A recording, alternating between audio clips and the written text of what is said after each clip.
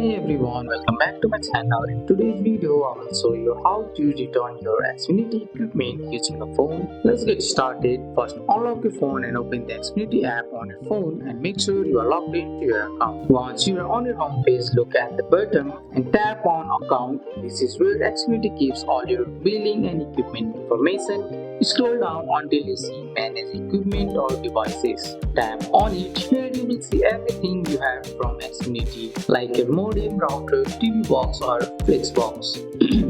Now tap on the device you want to return. Scroll to the bottom and look for Return Equipment, Start Return, or Equipment Return options. Tap on it.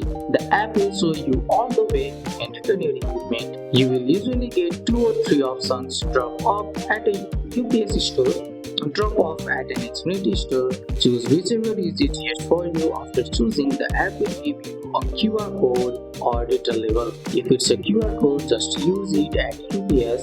If it's a label, you can print it from your iPhone using AirPrint. And that's it. That's how you return Xfinity equipment using a phone. That's all for today's video, guys. I hope you guys liked this video. If you found this video helpful, drop a like, subscribe for more videos. Thanks for watching. See you in the next one.